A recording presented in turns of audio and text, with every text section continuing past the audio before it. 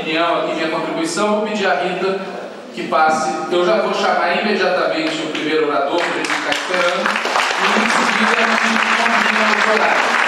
Adriano Diogo, por favor, e depois se prepara o GG. Eu queria fazer uma questão de ordem. Diga, Léo. Eu queria aproveitar a presença do companheiro Campo e indagar dele se ele poderia dar 5 minutos sobre a sua avaliação sobre a eleição em São Paulo, já que o companheiro Rui afastou-se do seu mandato, veio para São Paulo, teve um papel preponderante nesta eleição. Eu gostaria de saber um pouco a opinião dele, se é possível. Se ele não. Se ele quiser, ele se inscreverá. Eu vi que na lista aqui a companheira Luna Zaratinga, que eu aproveito para saudar, que não havia visto antes, também está inscrito para cá. Então, várias pessoas farão isso, como eu vi, quiser, ele também se inscreve. Adriano Diogo, em seguida GG, enquanto isso eu vou fazendo as contas aqui, e ao final da fala do Adriano eu proponho um encaminhamento.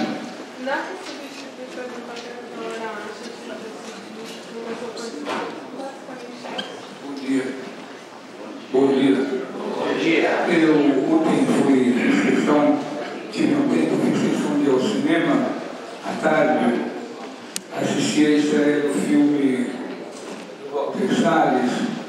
Aí estamos aqui, belíssimo filme, embora ele tenha tido o bem cuidadoso de preservar a parte dos militares.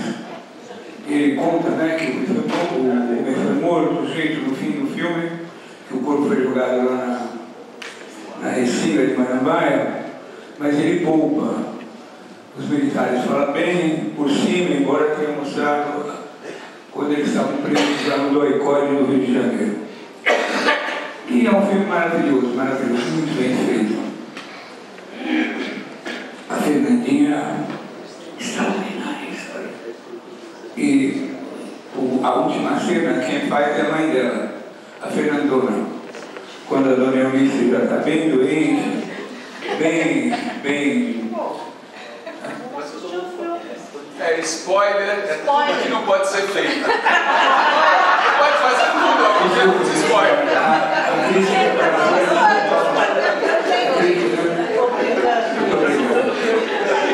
Obrigado pela delicadeza. Da emoção que dá. Bom, sobre isso que eu estou querendo falar mesmo, né? Olha, a Rita, quando a Rita leu todos os pontos que norteavam essa reunião, essa convocação, se eu não me engano, o papel dos militares estava no item 12. Por falar nisso, tá? A companheira delegada aqui no Duarte, aqui ao lado do Genuíno, que morou. O delegado aqui no Duarte está aqui, queria pedir uma saudação a essa lutadora.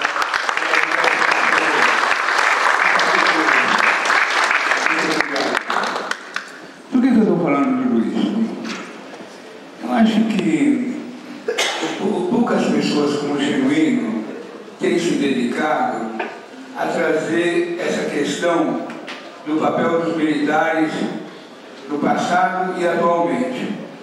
Ele tem feito programas com Manuel Domingos, todos esses militares que estudam o papel dos militares agora na democracia, nas Forças Armadas. E a USP está fazendo um trabalho que é atrasado, às vezes até um pouco de vista, que é a diplomação dos nossos companheiros que foram assassinados. Eu tenho ido a todas. Fui lá na psicologia, na rememoração, né, da história da companheira Aurora, da Lola, da Yara Elberberg, fui no Benetazo, na FROL, tenho ido a todos. Ontem à tarde fui ver o filme do Marco Machado, passou lá na Física. O que eu queria falar? Por que eu estou fazendo essa introdução? Eu acho que os militares brasileiros, eu acho que nós do PT devemos discutir, embora conste aqui no item que eles têm que se ater que eles têm que se ater, aqui tem que ficar claro seu papel de tutela, de intervenção. Eu acho que o último governo Bolsonaro trouxe à tona o jeito que os militares veem o povo brasileiro. E talvez a gente nunca saiba se eles estão a serviço de uma classe, de uma causa, ou se eles são um poder. Um poder que tem autonomia para matar o povo brasileiro, para condenar o povo brasileiro. Talvez não tenha coisa... Na época da meningite, os militares brasileiros tiveram uma atitude negacionista, embora tenham contratado, criado alguns sistemas de prevenção, mas na época da meningite morreu muita gente, eles proibiram que fosse divulgado. Que tem ossadas de crianças mortas por ocasião da meningite na Vala de Queluz. Mas e o comportamento dos militares brasileiros durante a pandemia? Tem coisa mais didática? E não foi só o Bolsonaro, foi o Mandetta, foi a crise do oxigênio de Manaus, todo o sistema de saúde. E não foi uma investigação feita por uma comissão da verdade. Talvez a CPI que o Senado fez tenha sido um dos trabalhos parlamentares, não era uma comissão mista, era uma comissão só do Senado, foi um dos trabalhos mais impressionantes que foi feito no Brasil, durante o governo Bolsonaro. E ontem veio à tona uma informação da maior relevância, porque veio de investigação do Supremo e da Polícia Federal, qual era o nível de detalhamento que eles tinham do Lula e dos companheiros do Lula, quantos armamentos tinham na escolta, qual era a vulnerabilidade, qual a possibilidade de sequestrar o Lula e o Alexandre de Moraes. Para não ficar monopolizando, toda vez que eu lembro da Dilma, no filme A Torre da Donzela, ela falou, eu, quando estava preso aqui, aquele jeitão Dilma, né? Eu aproveitei para fazer a minha pós-graduação, estudei para Dedéu e tal, mas meu projeto não para aqui, eu vou para outros projetos. E não é à toa que ela mesmo, depois de tudo que aconteceu, ela estava lá nos BRICS, dando um show. Então eu queria falar o seguinte, qual é o papel dos militares brasileiros? Eles são um poder, como todos os países têm poder executivo, legislativo, judiciário, eles são um quarto poder, eles são um poder militar, ou eles estão sempre a serviço de uma classe, de uma causa, e geralmente rebaixada, porque não tem maior violência de Estado que matar 700 mil brasileiros intencionalmente, ou 1 milhão de brasileiros, segundo a notificação estatística, e nunca vão ser julgados, nunca vão ser apenados. Outro dia uma pessoa importante da República disse que o ministro da Defesa está em alta. Depois que ele fez com o cavalo caramelo, ele recuperou sua dignidade agora. Durante o 8 de janeiro, ele tivesse defendido uma GLO. Né? Então, eu acho que num grupo tão sério, tão organizado, que vocês coordenam, eu acho que precisava ter uma discussão sobre essa forma que os militares e os seus policiais militares, porque aqui no Brasil daqui a pouco até guarda de trânsito vai andar armado. Fiquei muito triste na campanha eleitoral, quando de São Paulo, quando se disse da importância da Guarda Civil Metropolitana andar armada com o poder e ter que exercer o poder de polícia, como se fosse um prolongamento das polícias militares. Então, eu acho que essa questão não é uma questão menor, a senhora me desculpe de eu ter comentado o filme da doutora Eunice, e a tese deles é muito interessante, né? Embora o pai estivesse envolvido em todas as ações da resistência, foi uma mulher como a doutora Eunice Paiva, mãe de 5 filhos, que segurou a onda. Muito obrigado. Pessoal, estão inscritos GG, Zazá, Odair, Danilo, Clara, Maria Menezes, Pedro, Luna, Djalma, Mônica, Tim, Cardoso, Alcídia, Rogério, Rui, se ele quiser, e os encaminhamentos ao final. Somando isso tudo, se cada pessoa falar 7 minutos, a gente consegue, até 7 minutos, a gente termina antes das 2 da tarde. Então a minha primeira sugestão é, como tem café, tem lanchinho, e tem espírito revolucionário aqui, a gente vai até as 2 da tarde. A mesa, a partir de agora, vai pressionar para o cumprimento do tempo, é até 7 mesmo, por isso vou começar a avisar antes. A mesa, embora vá forçar a mão, ela respeita o princípio da realidade. Então ela vai começar a pressionar os 5 para terminar os 7. Conhecendo todo mundo que está aqui, é mais realista. Então, GG com a palavra. Bom dia, companheiras, companheiros. Olha, eu quero lembrar aqui algumas coisas para dizer o porquê. No dia 6/6/2006, às 6 horas da manhã, eu desembarcava no aeroporto de Guarulhos de uma viagem que não foi por acaso, não é por acaso que nós temos lados. Estava vindo um exílio de 2 anos na Venezuela, exílio clandestino, e trazia comigo na minha bagagem um cheiro de golpe. E esse cheiro de golpe eu cheguei a dividir com algumas companheiras, com alguns companheiros, e para nada civil. Por que para nada civil? Porque eu não sou um acadêmico, não sei da academia, peão de fábrica, se meteu em confusão, resolva seus problemas. É muito isso dentro do nosso partido até hoje. Isso mesmo. E teve companheiros que disse que não, está tudo resolvido no Brasil. 2016, aliás, 2013, se instaura o processo de golpe no Brasil. Golpe parlamentar, golpe branco, que nome você quiser, chama golpe. E hoje, nas falas que nós tivemos aqui, belas falas, inclusive, Breno Alto, eu imaginava que na sua fala fosse aparecer a questão do golpe. Não se toca, se esqueceu já o golpe. O golpe que nós estamos sentindo hoje é eleição. E daqui a 2 anos, outro golpe, que vai ser eleição. E o proletariado brasileiro está esquecido. Classe. Não existe classe nos nossos discursos.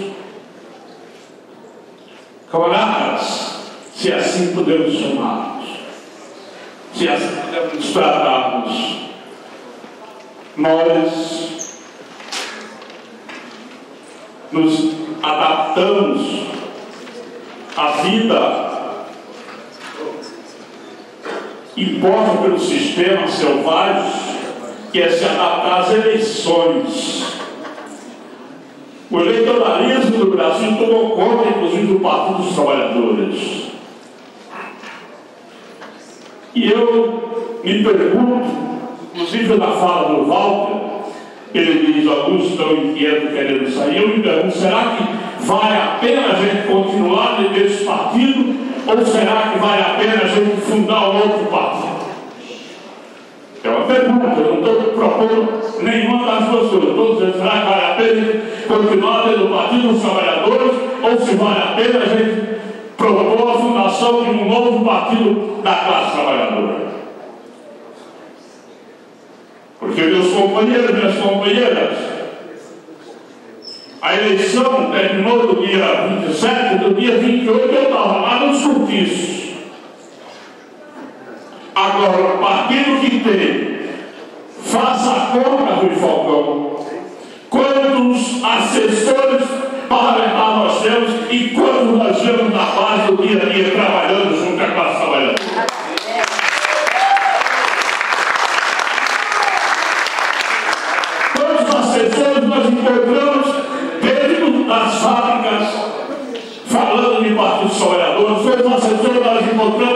dentro dos cortiços, dentro das favelas. E é por isso que nós perdemos a eleição e vamos perder 2026. Vamos não. Estamos perdidos, companheiros. Concorra quem correr. Lula e quem quiser. A direita leva em 2026. Não. Leva, sabe por quê? Porque eles estão lá enfincados 24 horas. O meu filho foi preso. O crime organizado vai lá e leva uma cesta básica para minha mãe. Concluindo. Ou então a igreja vai lá e leva uma cesta básica. Está lá 24 horas com eles. E nós estamos lá. No dia da eleição levamos um pedaço de papel. Meu papel? Aí quem recebe o papel diz o seguinte: eu nunca vi essa marmota na minha frente. Quem é esse cara? Quem é essa moça? É isso aí. O que é que ele está fazendo aqui? Esse partido precisa de uma vergonha na cara, companheiros. Precisa de uma vergonha na cara e voltar. A partir de amanhã cedo, para a favela, para o cortiço, para a ponta de faca, dialogar com a classe trabalhadora. Porque o operariado, o proletariado está aí pedindo o debate. Nós é que somos isso e não cumprimos nossos deveres. Obrigado, até a próxima. Muito obrigado. Zazá e depois Odair.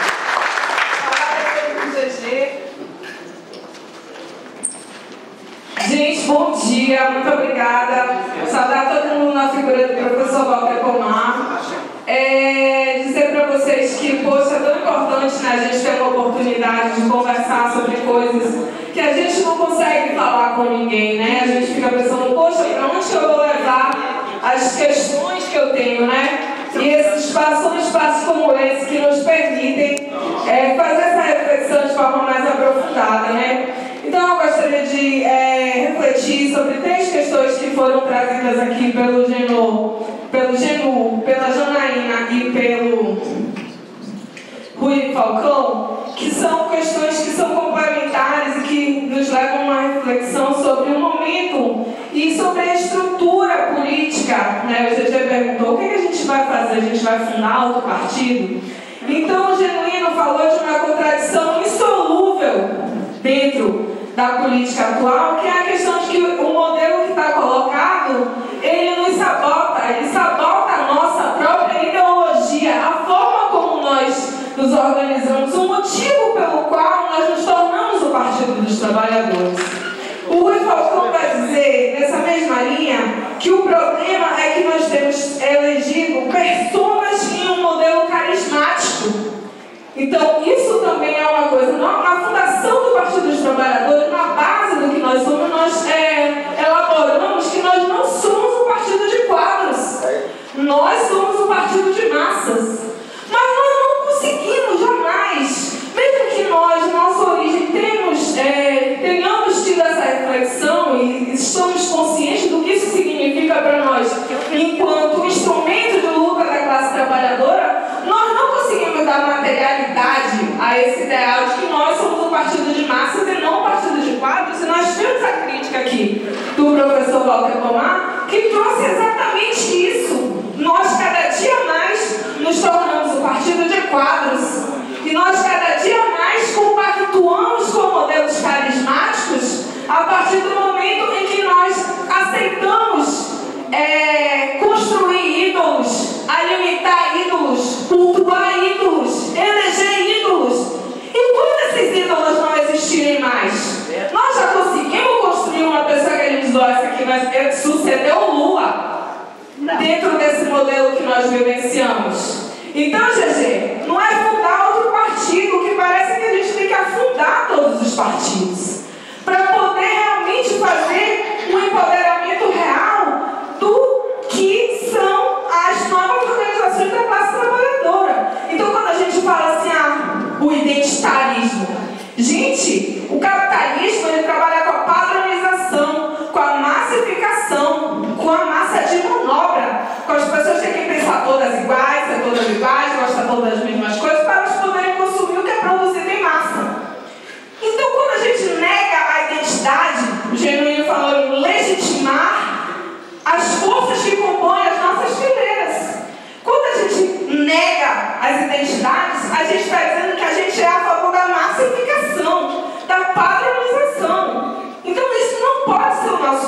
discurso. Nós não podemos negociar, nós não podemos titubear na valorização, no reconhecimento, na legitimidade, no fortalecimento das diferentes forças que compõem aquilo que nos constitui enquanto uma esquerda reflexiva e não uma esquerda eleitoral, e não uma esquerda que quer eleger pessoas. Nós precisamos que o MST tenha cadeira, nós precisamos que a CUT tenha cadeira no parlamento, que o PT também, enquanto uma organização de base. Mas nós precisamos lutar por uma representação que seja uma representação do que é o resultado das nossas forças históricas. Então a gente sai lá do Império e chega aonde? Elegemos um nordestino presidente da República. Elegemos a classe trabalhadora para a presidência da República. Então, o que a gente vai fazer agora? A gente vai, para concluir, a gente vai empoderar as organizações que são as organizações da classe trabalhadora. Então, só para concluir, professor, dialogar com o que a Janaína trouxe, de que a gente está falando em nome da classe trabalhadora, da identidade, de uma identidade. Essa identidade cada dia mais está comprometida.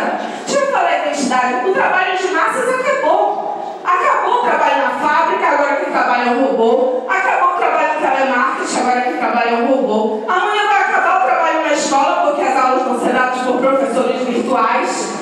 Então a nossa identidade, cada vez mais, o que é a juventude brasileira, para concluir mesmo, professor, o que a juventude brasileira mais se identifica enquanto movimento social? O MST. Porque o MST é um movimento de pessoas pobres, sem emprego, sem casa, sem escola, sem dinheiro, que é isso que representa o que é o brasileiro, o povo brasileiro. O povo brasileiro não é um povo que está com o CLT em dia, que está podendo se filiar, para concluir mesmo a CUT. A gente é um movimento que precisa cada vez mais aproximar o Partido dos Trabalhadores do que representa os trabalhadores. Muito obrigada. Muito obrigado.